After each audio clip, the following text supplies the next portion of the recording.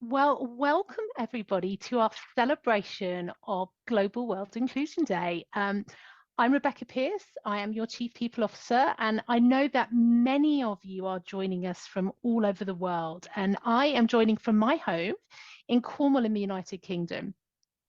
I'm excited. This is our first formal acknowledgement of Global World Inclusion Day. So I'm really excited to be able to kick off today's event. World Inclusion Day is an annual global observance, and it's dedicated to promoting the principles of diversity and equity and inclusion in all aspects of our society. So it really serves as a powerful reminder of the importance of fostering environments where everyone, regardless of their backgrounds or their abilities or their circumstances, are valued and respected, and importantly, given equitable opportunities and access to opportunities. So, having lived in a number of different countries throughout my career, I know firsthand how important inclusion, fairness, and equity is. And they aren't concepts that are always readily embraced around the world. So that's what makes the recognition of this day even more important. And it's a vital reminder for all of us of our shared responsibility at Autodesk to be inclusive and to treat each other with dignity and respect and fairness. As you know, we recognize that diversity and belonging are not just strengths, but they are fundamental underpinning imperatives of the way that we work at Autodesk. And they're fundamental to our company culture and our vision to build a better world designed and made for all. As I say, I'm here in the UK, and as a leader that lives in the UK, this day and this topic are particularly important to me. Although our headquarters are in the United States, we're now in a place where more than 60% of Autodeskers are based outside of the US. So the visibility and presence and voices of employees around the globe are so important. And more than that, how those voices and perspectives lean in collectively to strengthen and enhance our culture is what supports the realization of that vision to build and create a better world designed and made for all. So today, I am absolutely delighted to be able to welcome Dr. Rohini Anand as our keynote speaker for World Inclusion Day. Dr. Anand is founder and CEO of Rohini Anand LLC, and she's the author of the book Leading Global Diversity, Equity, Inclusion, a guide for leading systemic change in multinational organizations. And her book has been endorsed by lots of folks and luminaries like Indra Nooyi, who was the former chairman and CEO of PepsiCo, and Hamdi Lukaya, who's the founder and CEO of Chobani, and Michael Landau, who's a former CEO of Sodexo, amongst many others. Most recently, Rohini was SVP of Corporate Responsibility and Global Chief Diversity Officer for Sodexo. I know that she reported there to the global CEO, and she was a member of their North American Executive Committee. But very crucially, she successfully positioned Sodexo as a global thought leader in diversity, equity, and inclusion, and in corporate responsibility. Sodexo's really quite remarkable global culture change is featured in a Harvard Business School case study, which you can find out there. It's called Shifting in the Diversity Climate, the Sodexo Solution. And Rohini herself has been featured in several articles in CNBC, the Boston Globe, the New York Times, the Washington Post. So much exposure, and she's appeared on CNN, Bloomberg, CNN Money, National Public Radio, you name it. On top of that, she's a recipient of many accolades, including the Mosaic Women Leadership Award, the Women's Food Service Forum Trailblazer Award, Webster's University Women of Influence Award, and the Who's Who in Asian American Communities Award, amongst others. Dr. Anand, I know, received her PhD from the University of Michigan. She serves on the advisory board of several organizations, including Women Lift Health, which is a Gates Foundation initiative, also Pulsley and the National Association of Corporate Directors Center for Inclusive Governance Advisory Council. She also serves on the external diversity advisory boards for Sanofi and for Charter Communications, and she's chaired the Catalyst Board of Advisors. And as if that wasn't enough, but she's also a board director for the Gate Foundation and Tent Partnership for Refugees, and she's a senior fellow with the Conference Board. So with all of that, Rohini could not be more qualified to talk with us today, and we feel very privileged to have her time. So please join me in welcoming Dr. Anand to Autodesk. Welcome, Rohini. Thank you so much for being here.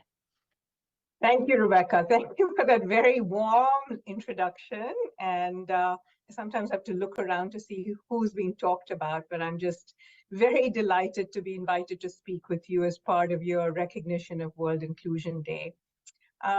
This is an important day around the world and an important day to really sort of make a special effort to lean into inclusion. So in the time that we have together, I plan to share some global competencies that are needed in today's complex global business world.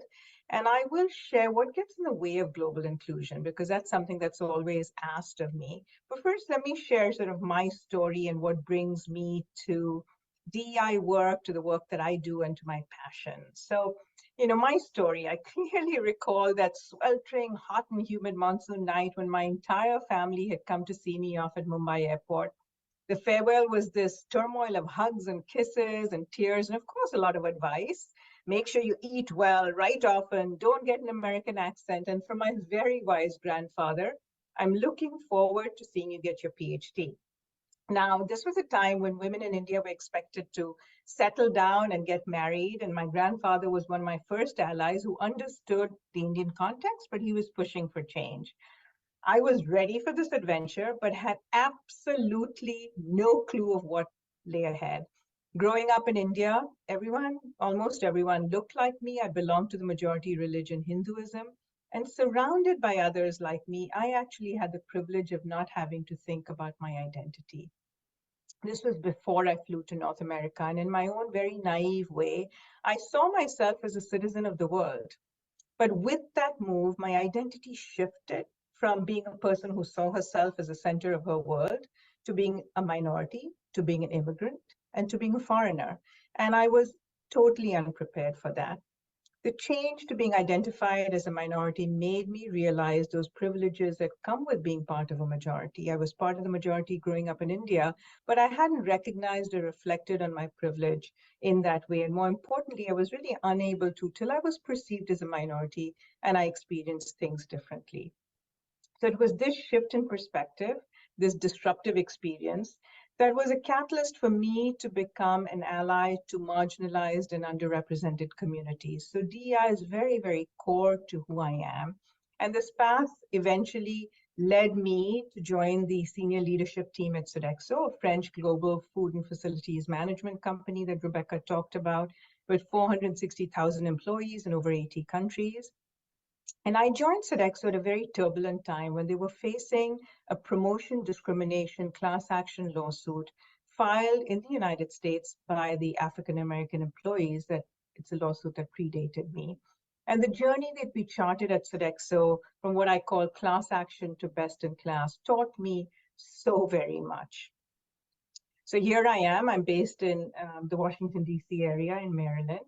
And through the 18 years working for Sodexo, I discovered that there are these 5 key principles that anchor global DEI work, global DEI transformation work globally. And if attended to, they can move an organization from isolated actions to sustainable progress. And I share these in my book, Leading Global Diversity, Equity, and Inclusion.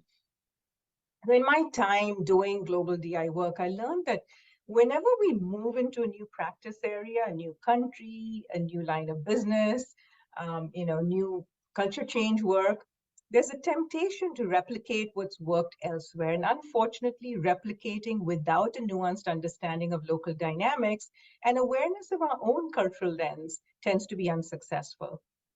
I realized that to be effective globally, we really need to be culturally competent in order to contextualize our work so that it's embraced. And at the core of global competence is the willingness to expose oneself to experiences outside of one's home country and to understand local cultures and geopolitical context without judgment. And to do this, we need to constantly be doing our own discovery work. So for example, I'm sure that we've all had experiences where we've done or said something that's misconstrued. And we know that when cultural differences are at play, the chances are much greater of there being a disconnect between our intentions and how our words or actions are received. So let me share an example. This was a team member, a colleague, who started up a project in Rwanda. And the director in Rwanda couldn't attend a key meeting. And my colleague sent a message saying, oh, what a shame, the scheduling doesn't work. She got feedback indirectly from another American that this director in Rwanda had interpreted her saying, what a shame, as shame on you. Of course, she didn't mean that. So she needed to rebuild her relationship. And I'm happy to report that in the end, they developed a wonderful working relationship. But it's this kind of disconnect that can happen, because ultimately it's the impact rather the intent that's of greater consequence to team dynamics. And cultivating global competencies can serve to close that gap between our positive intentions and our impact and results. And we can minimize this intent impact gap by focusing on three areas. So I told you that I'm going to talk about global competencies, and I'm going to talk about what gets in the way of global inclusion. So here are the global competencies. So there are three areas. Cultivating a global mindset is one, being curious about other cultures is two, and acting strategically is three. So first, let's look at cultivating a global mindset. In order to cultivate a global mindset, the first step is really to look inward and to sharpen our self-awareness. Let me share just a very quick story to illustrate this competency with you. So I learned an early lesson in cultivating a global mindset when I went to India, actually, to do DEI work for Sodexo. I was born in India, had spent my formative years there, and I believed I had a good understanding of the culture. And I met with 20 entry-level women to talk about the success that we had had in the United States with mentoring and leadership development initiatives. And my intent was clearly to start similar initiatives in India to advance their careers. As I talked, I was met with these blank stares. I tried a few phrases of Hindi to break the ice and signal that I understood and I was one of them, but still no reaction. Having grown up in India, I assumed that I understood what they needed. And it was only when I paused to ask them what would be helpful to them, when one of them gingerly raised her hand and said, remember, these are entry-level management women, that she said, ma'am, we live with our in-laws and we have to take care of them and the house and our children. And if we stay late to finish a project, our mother-in-law gets angry. And then they were on a roll. So this topic had clearly struck a chord. Wow, I had completely forgotten the multi-generational dynamic in India, where many couples live with the husband's extended family and the daughter-in-law is expected to take care of all of the housework. And I'd forgotten my own limitations as a multidimensional being, focused on one aspect of my shared identity, overlooking the many differences. I just focused on one aspect of my shared identity with these women and overlooked the many differences that existed. So these women suggested that we host a recognition day with awards and invite their extended families. And I have to say, awards day was a high point in my DEI work in India. The extended families were incredibly proud of their family members who worked at Sodexo. Now, did it shift the dynamic at home? Maybe just a little. I learned that it did to some extent, and many of the women could occasionally stay late to finish a project without feeling conflicted. And sometimes they even came home to meals prepared by their mother-in-laws. So that's my story. Now, what did I learn from this experience about cultivating a global mindset? First was to listen and learn without judgment clearly. I learned that rather than assuming that I knew what was best for these women and prescribing solutions, I needed to step back and listen deeply to their lived experiences, however different from my life those experiences were. And I had to do this without judgment. I also learned that I needed to empower my colleagues and local change agents to really share the cultural and historical context with me so that I could expand my worldview. Second, I learned that I needed to be more self-aware. I had to be more aware of my own journey and to understand the impact of how I identified myself and how I was perceived. I might be a minority or a woman of color in the United States, but in the Indian context, I was perceived as simply American with all the power dynamics associated with that. So ask yourself, are you aware of your intentions and your lived experiences and how you're perceived outside of your cultural context? What are your core values? How do you communicate those? Are you direct or indirect in your communication? Do you tell your manager directly when you can't meet a deadline? Or is it implied through the conversation because you respect hierarchy and you don't want to damage a relationship? Third, admit what you don't know. The only way to successfully expand one's global literacy is to be honest about what you don't know and authentic in articulating your need to enhance your knowledge. So in this case, I came in thinking that I knew the challenges that these women were facing. I was focused on all that I did know about India as my entry point. The powerful lesson was that global competence is not about coming in with knowledge and all the answers. In fact, the moment that I admitted I did not know, that I paused to ask the women what was most pressing for them, was when the gate opened and we made real progress. Fourth, be humble. You know, we have much to learn from each other, especially when it comes to global inclusion. Some countries are far more advanced in this work than others. Never assume that you're coming from a country that's further along in its inclusion journey. For example, in some parts of the world, government quotas have required many companies to develop large-scale initiatives to advance inclusion of people with disabilities far beyond what we see in the United States. Fifth, build authentic relationships across cultures. Assess how trust is developed in cultures where you're working and lean into it.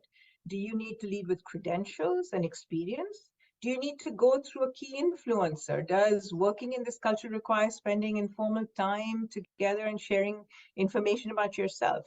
What is your position within the power dynamics in play, and how does that hinder or encourage building authentic relationships? So that's the first competency.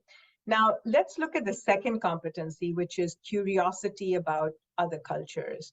With an increased self-awareness and a global mindset, you are in a better position to be genuinely curious about other cultures and open to learning. Let me share another experience with you. For those that have been to Istanbul, I think you'll agree with me. Istanbul is one of my most favorite cities. And as we wove through the traffic in front of the Hagia Sophia and the Blue Mosque, I felt this rush of anticipation for the 3 days that I had in Istanbul. I was meeting the leader of the Turkish business and her teams, and I was very excited to experience the food and the culture. Now, the most meaningful part of my trip came from learning about an initiative developed to advance women chefs, or to hire more women chefs in Turkey, because female chefs are sorely underrepresented in Turkey and globally. And to address this, the Turkish HR teams partnered with a culinary school for girls, providing training, internships, and ultimately hiring them. I learned that most of the girls who attend this school do so to learn to cook for their families and their husbands once they get married. And the HRD told me about Ezgi, who was an 18-year-old young woman. She graduated from the cooking school. And when the HRD wanted to hire her, Ezgi's family was very reluctant to let her work for a multinational company, a company that they perceived as being too liberal a workplace for their daughter. So the HRD worked with Ezgi's family, slowly building trust. She built relationships with the teachers who are highly respected in the Turkish culture, who in turn recommended the company. And the HRD took with her a few women chefs who worked at the company. She took them to these meetings with the families to show the possibilities of careers at the company. Now, in the end, I'm happy to say that Ezgi and her family agreed that she would go work for this company. But involving the family has been a very successful strategy in many countries. In patriarchal cultures, the endorsement from the head of the family can be very impactful. Seeking permission for adult women to work is unacceptable when viewed through a Western feminist lens. If this HRD had bypassed the family, however, Ezgi may not have been able to work at all and wouldn't be able to gain some economic independence. Let me share another very quick story from China. In China, the one-child policy from 1980 to 2016 and the very rapid economic growth has resulted in a very severe talent shortage. Multinationals are competing with talent with local Chinese companies that are very desirable. And with this backdrop, companies are implementing very innovative strategies to engage and retain talent. So this one hotpot chain in Shanghai sends a portion of their employees' bonus directly to the employees' parents, okay? And the parents are invited to attend an employee award ceremonies and an all-expense paid trip The parents are exposed to the company in the hopes that they will influence their children to stay with this company. Now, this may be unacceptable in other cultures where a young adult's earned bonus, privacy, and right to make decisions for themselves is sacrosanct. But in the Chinese cultural context, this is a very, very clever engagement strategy. So, what can we learn from these examples? First, ask respectful questions without assumptions or judgment to improve your knowledge and to understand the cultural and socio-political context. Understanding the role of the family and the ability of these women to work, for example, will help you to understand the impact and the advancement of women in the workplace. Second, analyze hierarchies. Understanding how decisions get made, who has the influence within the national and the company culture will help you better comprehend power dynamics. It'll also position you for strategic implementation, which is a third competency I'm going to talk about.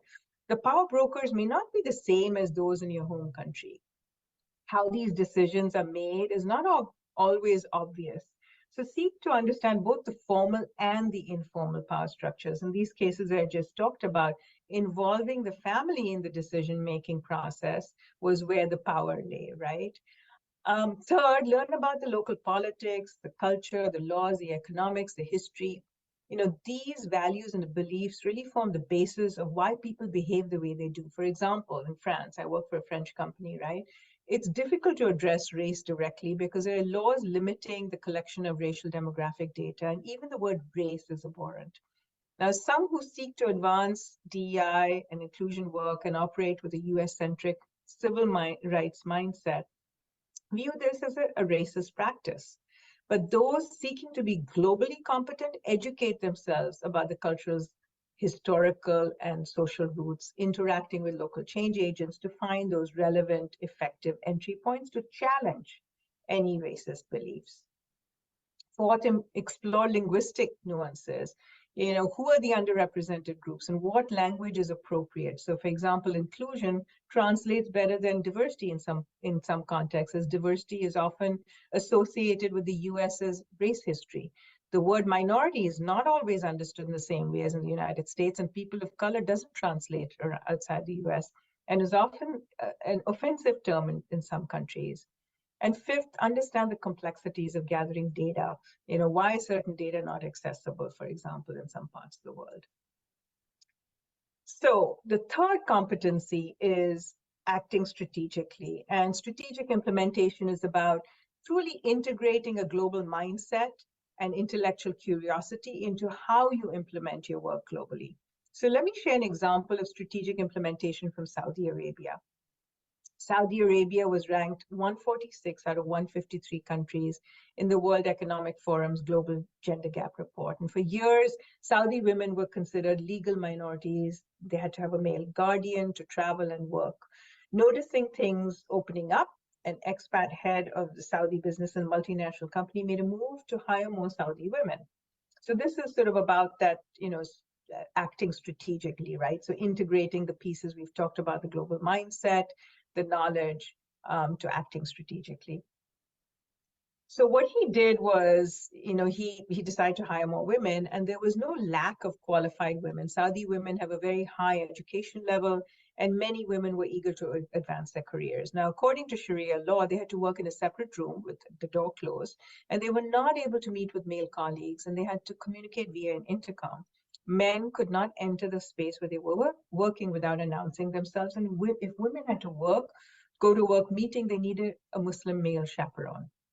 Again, viewed through a Western feminist lens, these working conditions would be absolutely unacceptable. And an outsider might be tempted to insist that women be fully integrated into the workplace, but setting such an ultimatum in this context would be completely counterproductive. Women would not have been able to work at all. So this leader was curious and he was open to learning. He understood the local context and he operated within it.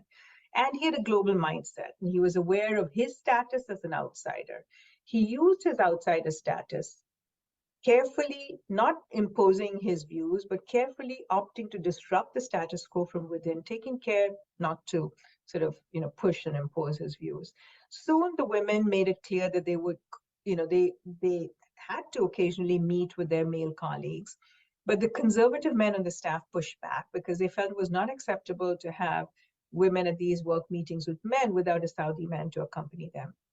So the country head put the dilemma back on these men, saying, you can accompany them to every meeting or find a solution. And these conservative men proposed that the women could meet with the men as long as they were sitting at opposite ends of the table, of the desk, and the door of the office was open.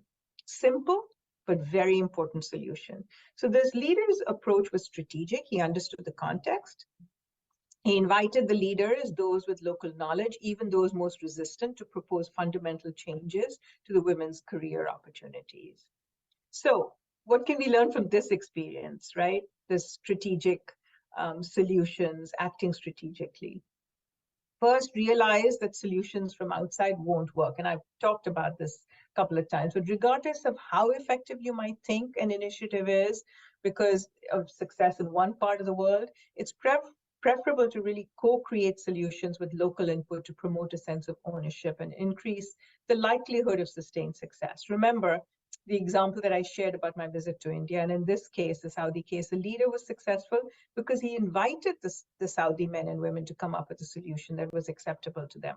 One organization that I worked with developed a global race training in the US, and they cascaded it globally, but an anti-racism training session addressing Black Lives Matter and Asian hate crimes might be successful in the United States, was really not well received in the APAC region without a focus on discrimination based on ethnicity and religion and national origin or caste.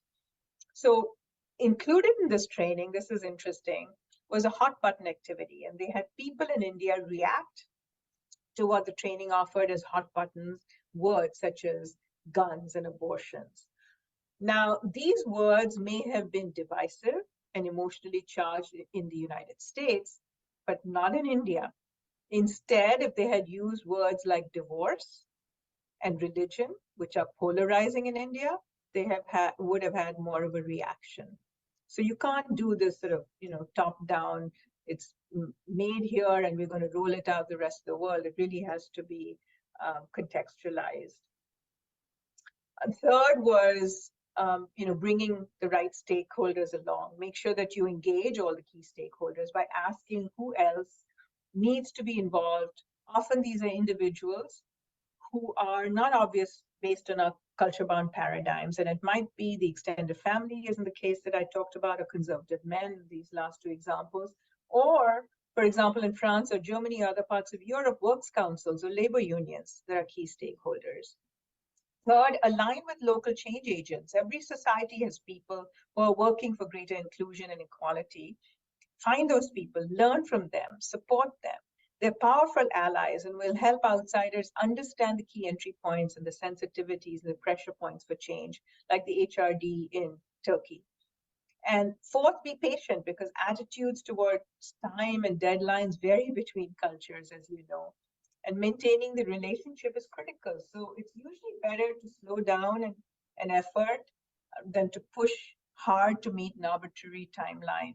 In the Saudi case, it took the leader a while before he understood the context and worked within it. To build trust and establish a culture where, he was able to build trust and establish a culture where it was okay for the women to speak up and to meet with men at work meetings. Fifth, be aware of language translation issues because it takes longer for those whose first language is not your language, and then provide sort of a clear global framework, but allow flexibility in the objectives and the implementation. So let's look at what gets in the way, because that's the other piece that I really do want to talk about. If I can advance this slide.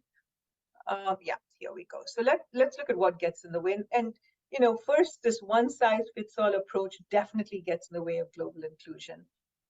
I've seen many pitfalls with this one-size-fits-all approach, and I've come to realize and recognize just how essential it is to make it local by understanding the context. And one of the principles in my book is that make it local. Language, communication, values, behaviors take on different meanings across cultures, as I've shared in my examples. Let's take the case of your team. How you conduct interviews, give feedback, your performance reviews, Engagement surveys, stay interviews can all be interpreted differently depending on the context. For example, when we conduct recruitment interviews in the United States, we ask candidates to talk about their individual accomplishments. Now, if we are to get similar information about candidates from other cultures where communication is more indirect and team-oriented, we may need to reframe our questions to ask the candidates for the team's accomplishments and then their role in those, as the candidates may interpret the questions about individual accomplishments as bragging. When one organization I worked with conducted engagement surveys, we found that the scores were very high in the APAC and LATAM regions and very low in the Nordics and some parts of Europe. And this is important since 60% of your workforce today is outside of the United States. So without stereotyping cultures, the reasons had cultural underpinnings. The employees in some cultures that were more indirect and hierarchical did not want to give negative feedback about their manager, while in others, their style was to challenge authority, challenge hierarchy. So the solution was to compare scores, engagement scores, against other external benchmarks within the country and not necessarily across countries. When conducting focus groups to delve into data from engagement surveys or stay interviews in some parts of the world, you may not get candid feedback because of the questions that are being asked, or because it's not appropriate to give that negative feedback about an employer in a hierarchical culture, or it may just be lack of trust. And in these situations, it's important to explain the purpose very clearly, adjust the questions to be more indirect, and have a trusted broker conduct one-on-one conversations, perhaps rather than focus groups. So managing and motivating global teams requires that we are attentive to these local nuances and interpretations and flex our style to ensure that we're able to get the best from our teams. And this takes that global mindset, cultural knowledge, and acting strategically. So the second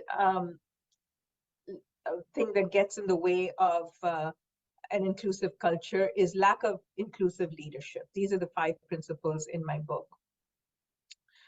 So let me talk a little bit about that. Inclusive leadership is absolutely fundamental.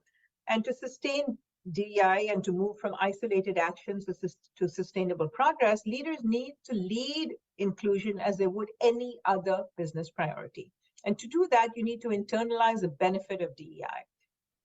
This really requires a disruption very often of our monocultural worldview, the disruption that exposes leaders to their own biases and privileges and gives us an opportunity to address them. And it takes courage to do that, right? To internalize the benefit of DEI and to allow ourselves to go through a disruptive experience.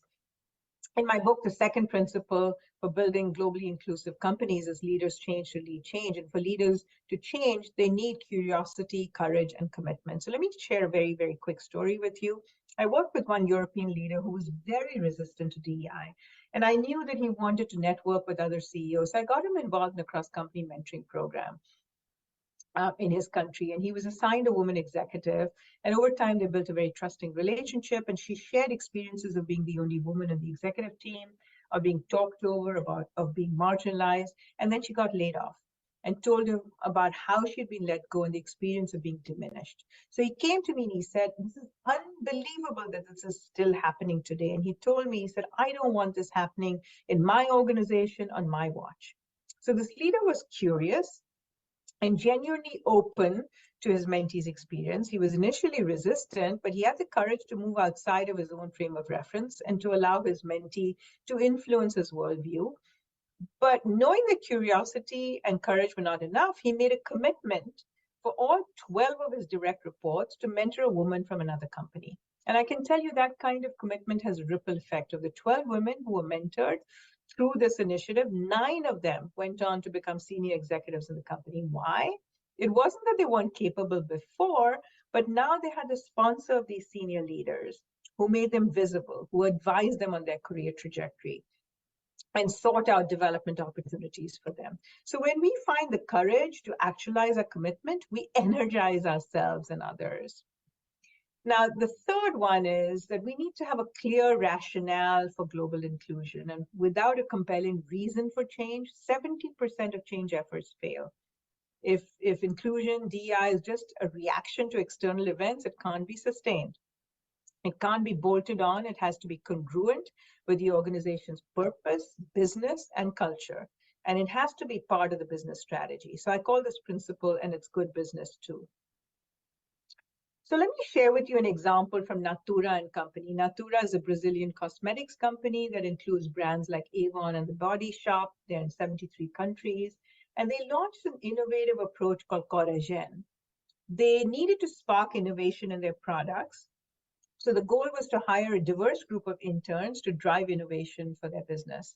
Natura understood that if they kept sort of the conventional requirements that interns have an elite university education, they speak English fluently, they have international experience, they were going to get very few Afro-Brazilian candidates because educational disparities fall along color lines in Brazil. Instead, their criteria valued life experiences and an entrepreneurial mindset because they believed that this diversity would yield innovative solutions, and they were right. Their call for applications yielded 22,000 candidates for just 20 slots, 22,000. And the recruitment process asked candidates to complete 2 tests. The one was to measure their creativity and problem solving, and the second was the fit with the company ethos of equality and teamwork. And of the 20 people they ultimately hired to be part of this Coragen internship program, 85% were from underrepresented groups. They were Afro-Brazilian. And together they generated 4 business ideas, new business ideas, 3 of which are today part of the company's business strategy. So remember, this DEI does not happen in a vacuum, right? If it's only a reaction or check the box activity, it's going to remain performative. It has to be part of the scaffolding of the organization. If not, it won't be sustained. And Natura demonstrated how integral DEI was, inclusion was, to its business success. So each organization's rationale for inclusion for DEI will be different. What is Autodesk's global inclusion rationale? Is it integral to your business success and to your company values and to your culture? I think, as Rebecca said, it is. Okay, so let's look at this next, the fourth barrier to global inclusion. So organizations are comprised of interconnected systems. So inclusion really has to be embedded in the internal and the external ecosystems, and all the ecosystems. And I call this go deep, wide, and inside out. Let me share a quick example from Charter Communications, which is a US cable company. Charter's disability initiatives were a result of their business strategy. They saw an opportunity to make their products accessible to people with disabilities through an effort called Born Accessible. So they first focused on their assistive technology products that allows the visually disabled to navigate using text-to-speech, to read the guide and show titles, etc. And they realized, though, that for true accessibility, the products had to embed accessibility at the onset of product development. So 20 people with disabilities sat side by side with developers and designers and testers to develop these products at the concept stage. So that, was great. But, and they developed sort of a truly accessible product in an inclusive way, and they could have stopped there and congratulated themselves for their inclusion. But they realized it was not enough to just have an accessible product. In order for it to be truly accessible, they had to embed a disability lens at every point of the system, at all the customer touch points. So for example, let's consider this. They might have an accessible product, but if a technician goes to a blind person's home, a customer's home, and leaves the tools on the floor, and this customer who's not sighted trips over them, it takes away from the customer experience despite accessible products. So they had to reimagine all their processes for positive customer experience and embed disabilities in their entire culture through training, developing a new mindset. The outcome was amazing. They exceeded compliance standards and reached 6.7 million subscriber households with disabilities. So incredible results. So if inclusion is embedded in all the systems and processes, not separate and apart, if it's simply part of good leadership, part of how you do business, how work is done, it's more likely to be sustained. And this last principle Lastly, what gets in the way of global inclusion is not measuring and not holding your teams accountable. We've all heard this adage, what gets measured gets done, and inclusion DI is no different than any other business priority that is measured and tracked. Know what matters and count it is the last principle. And we need to treat DI as we would any other business priority, setting goals, establishing behaviors, measuring progress, fostering accountability. So in conclusion, developing global competencies in order to advance global inclusion can be incredibly gratifying, not least because it's an opportunity to build relationships with people different than you. They give you a window into their worldview, into their culture, broaden your exposure and your experiences, and leading into global competencies requires that global mindset. It requires being curious. It requires thinking and acting strategically and integrating your self-awareness and knowledge to become a globally inclusive leader. When we start talking about what gets in the way of global inclusion, it's very easy to forget that every one of us has a power as individuals. Every single one of us has this power, no matter where in the organization's hierarchy we find ourselves, because change happens at the intersection of people and processes. So it means that each and every one of us can work to achieve the organization's goals. We don't have to wait for these huge systemic organizational changes. We can step into our power as individuals. So I invite you to begin today to cultivate a global mindset. What does that mean? Start by sharpening our self-awareness. As global leaders, we need to constantly be assessing our own strengths and limitations and biases. Secondly, in addition to being curious about ourselves, we need to foster our own curiosity about others. We need to be willing to be vulnerable, to be honest about what we don't know, seek out information through listening, reading, exposing ourselves to experiences that we're not always comfortable with, because as I said, the greatest learning happens at the edge of our comfort level. So we need to be brave enough to seek out experiences that might challenge or disrupt our entrenched worldview, and that takes courage. And lastly, we need to be strategic in integrating our self-awareness and knowledge to take action. And I challenge you to think about two things, just two things that you can do today that might make an impact on your teams. Can you step up and mentor someone? Can you join an employee resource group that is focused on a theme or an identity that you know little about? Can you look for opportunities to integrate DI in your business? Can you build your knowledge about the geographies where Autodesk does business, even if you're not assigned to that business today? Can you reflect on the nationality and diversity of your teams and assess how you can diversify your teams even more to meet your business needs? Because this is about business. Can you stand up as an ally and lift each other up? Taking these steps demands commitment and challenges us to move beyond learning to informed, culturally contextualized action. Global inclusion may seem like very nice, soft words, but the journey there is tough. And every single person who embarks on it is changed somehow. So if you're not changing, if you're not growing, if you're not seeing things differently and in new ways, you're not on that journey. DEI is profoundly personal, it is profoundly structural, and it is profoundly disruptive. And to get there, we need to know ourselves, we need to listen to each other and be willing to step out with humility and conviction into a realm that often has more questions than answers. It feels overwhelming, I know, and it's good to be humble in the face of this journey, but each of us has the power to be a change agent. Each of us has the power to influence our corner of the world. That's all that we can do. So I ask you, what is your power? How can you use it? Where are you on this journey? And more importantly, where are you headed? So I'm going to close with this quote by Margaret Mead. She said, "Never doubt that a small group of thoughtful, committed citizens can change the world. Indeed, it is the only thing that ever has." You are that small group of thoughtful, committed leaders who can make not only Autodesk an even more inclusive culture, a magnet for talent to join and stay, but also positively impact your communities. Thank you very much. Wow. Thank you, Rohini. I feel like we should pause and take all of that wisdom and knowledge in. But we do have some questions that I want to dive into. And before we do, I just want to share with everyone, I'm Ramona Blake, Senior Director for Diversity and Belonging with Autodesk. And I want to extend a deep gratitude for all of you that are joining us virtually in our recognition of World Inclusion Day. And thank you again, Rohini. You know that I've followed your career since I've been in the DMV DEI space. So I'm profoundly honored that you would share this time with us today.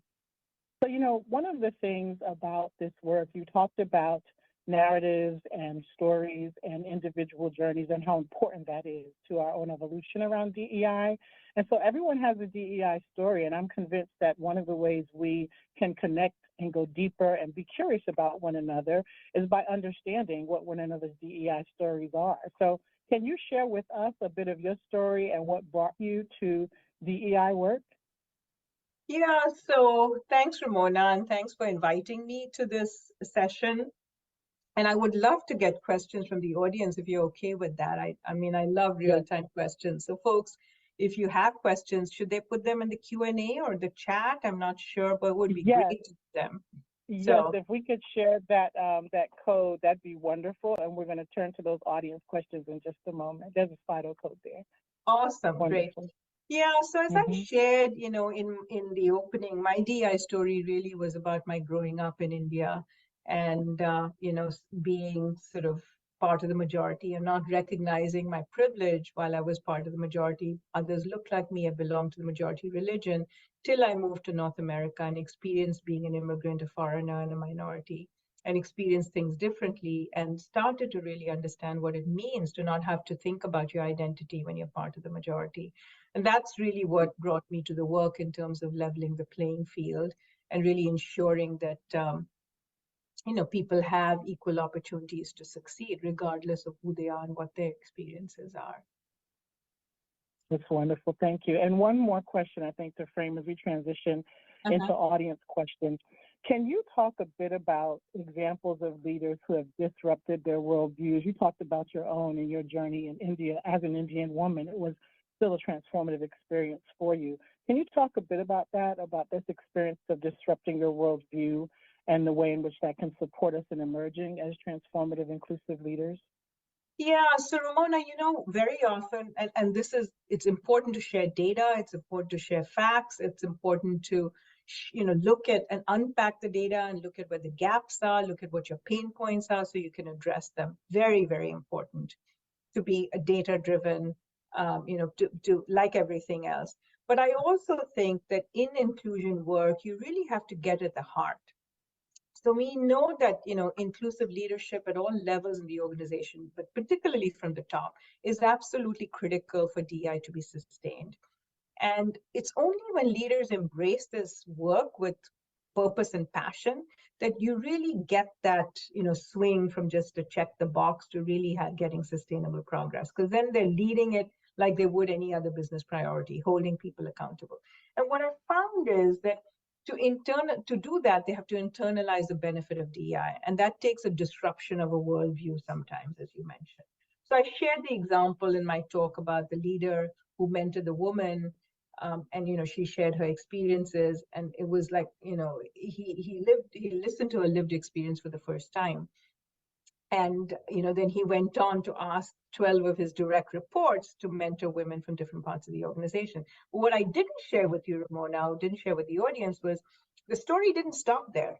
So one of his 12 direct reports who mentored a woman from a different part of the organization, he mentored a woman who managed high security facilities. And what happened there was that, you know, after about 6 months of mentoring her, he came to me and he said, you know, if you had presented me with two candidates, a male and a female, and asked me to select the best qualified candidate to manage a high security facility, I would have chosen the man because you need an aggressive, assertive leadership style. But he said, after mentoring her, he said that, you know, I can see she has a very different leadership style. It's very collaborative. It's very low key, but she is incredibly effective. So he said, I'll never let my bias come into these selection decisions. So it really is about, you know, for him, it was the realization that leadership comes in many styles and forms. And we have to focus on the end result, you know, on how effective the leader is. Are they delivering? and allow for, there's not, oftentimes we focus on a Western male model of leadership. That's not the only model of leadership. And we need to lean into that and allow for people to demonstrate different leadership styles that are equally effective. If I can share one more story with you, Ramona, on disruption. So this is, my former boss. He was the CEO of Sodexo globally, French, white, straight man. And I remember very clearly when we were talking about a global strategy, he said to me, we're focused on gender globally. Why are you diluting the focus by bringing in issues of race and ethnicity? Because race doesn't translate globally in the same way as it does in the US, not ethnicity, race. And he was right. He was absolutely right. It presents differently for historical reasons. So what I did was I realized that he needed to get a little bit more of exposure to issues, to the historical context of race in the United States. So I invited him to an employee resource group meeting in the United States. This was an African-American, a Black employee resource group meeting. He was one of 2 French men in the room. He was one of maybe 7 or 8 white men in the room. And he listened to the stories of the lived experiences of the Black men in that room. There were 2 breakouts of men and women. He sat and as these stories got closer to his world, because he knew them, these were executives, leaders in the organization, it was deeply transformative for him. And after the murder of George Floyd, he sent out a very heartfelt message to the organization. And I know he would never have done that if it had not been for his experience being a minority as a white French man in that environment with a room full of African-American people and listening deeply to the lived experiences of these men as it came closer to his world. So that was very disruptive for him. And, then we were sort of able to work together on a much broader agenda. So let me stop there with, those 2 stories. Oh, yes. I mean, and so much wisdom in just those 2 examples, right? I loved what you shared about the disruption of the paradigms individually for what we may be believing and holding on to individually or within an organization. I love what you shared about understanding the historical context around these matters of diversity. And I especially loved when you talked about this idea of mindsets. At Autodesk, we have what's called our culture code, and it is based around this notion of think, feel, do, head, heart, hands, and inclusion and humility, right, are embedded in that culture code, which drives so much of what we do. So thank you for sharing that wisdom, and would love now to turn to a few audience questions. And for that, I'm going to call up, I see she's already joined us, Kimberly Chapman, our Director of Diversity and Belonging Strategic Programs. Kimberly? Hello, everyone. Thank you for adding your questions in Slido. And the first question is, sometimes on globally diverse teams, team members focus on commonalities or the dominant culture and tend to overlook differences. How can teams more intentionally explore cultural difference and build bridges? Yeah, so I think that's a great question. And this happens, whether it's sort of the larger team, the dominant culture, sometimes the smaller countries tend to get, overlooked, if you will. And I think this is really up to leadership to really ensure that all voices are heard. And all voices are heard not just for the reason of, just being inclusive or being nice, right? You want all voices to be heard and all thoughts to be presented, just because you get to much better creative solutions. And you need that best thinking in this competitive global environment. There's plenty of research out there that suggests that those organizations that are more diverse and inclusive, so have that culture where you allow the diversity to express their views, really have better innovation and better outcomes in terms of products and services. So, I think A, it's intentionality to make sure. I think B, as a team, you can come up with some norms and ground rules that really guide your conversations so that, you're ensuring that all voices are heard. And if they're not being heard, you've got to be allies to each other. sometimes it's very hard for the person who is there as the only person whose voice is not being heard. But all of you can be allies to each other. You can speak up and say, hey, I think one of our norms is to allow all voices, and I don't think we've heard from everybody. That's what allyship is. You don't have to be a leader as a head of a team or the head of a business line.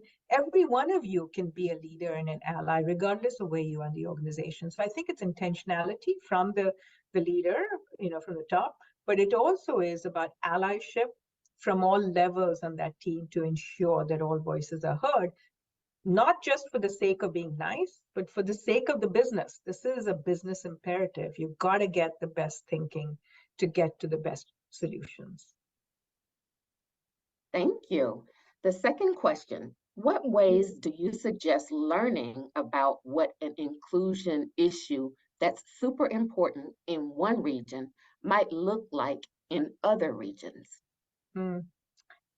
Yeah, so I think part of this is around conversations. I talked about all those competencies in terms of asking questions.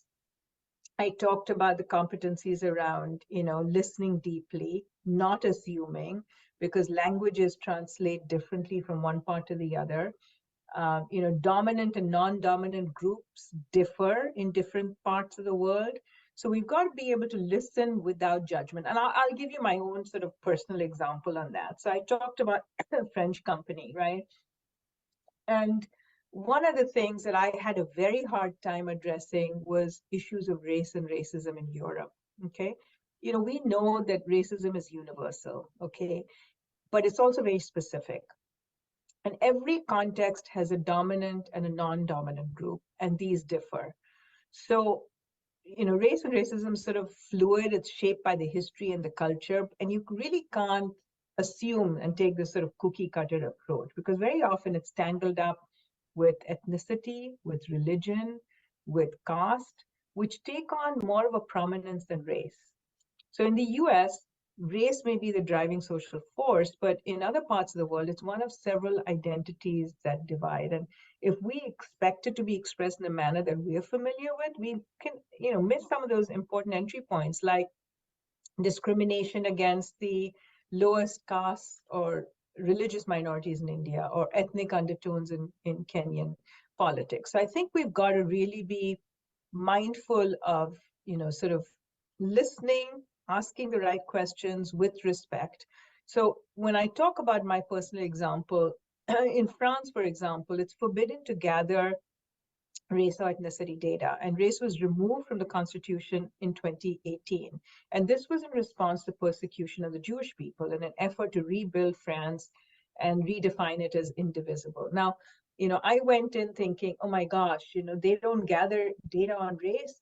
I mean, what kind of a racist practice is this? But there were definite, clear historical undertones for this.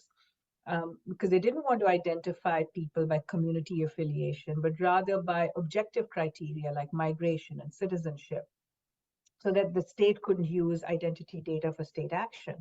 So once you know this, then it's a question. So it's asking the right questions, being respectful, listening. Once you know it, then it's a question of how do you find the right entry points? How do you work with the local folks to find the right entry points to address this? So it doesn't mean that in France there is no racism. There certainly is. I mean, I could see it visually as well. But in the absence of this historical and cultural practice, how do we disrupt that? What can we do? And there you work with the local folks. So there was an organization called Club 21 Siècle, Club 21st Century, that actually asks for, gathers data, but this is interesting. They gather data, not ethnicity or race data, but they ask for your parents' origin and your grandparents' origin, okay, and socioeconomic status. So it's those things that are used as a proxy for race, and that's how they really address issues of race and racism in the workplace. So ask the questions, listen. Things don't translate the same way. find local folks to help you understand and to address and disrupt. And the way to, in Europe, that we found to disrupt this was to actually work with refugees in Europe. And that allowed for it to expand and address it, because many of the refugees are from underrepresented groups and countries. Let me stop there, Kimberly. Well, we are at time, but I will, for those of you who can stay on, I will read one more question. And this one is, any suggestions for deconstructing toxic cultural messages, especially for women? For deconstructing toxic cultural messages, I don't think there's and especially for women. So thank you for that question, for the courage to ask that question. I would say there is no simple answer to that. I do think that the more women you get in senior leadership roles, the more role models you get, the more allies you get, the more the more effective it is to deconstruct those messages. But I think that there are all these things that have to happen in concert with each other to change that cultural paradigm. So it really needs to be leadership from the top, setting the example. It needs to be allies at all levels in the organization, carrying those messages forward through examples, through their own demonstrating through their actions. It needs to be also sort of disrupting this at every process. So for instance, at every part of your talent pipeline, for instance, in your entire ecosystem. So for example, when you have talent review discussions, when you have succession planning discussions, when someone says, well, we can't give her this assignment because, oh, I'm sure she's too young, or she's going to have children soon. That's when you step up and diffuse that. It's about interrupting comments that are made.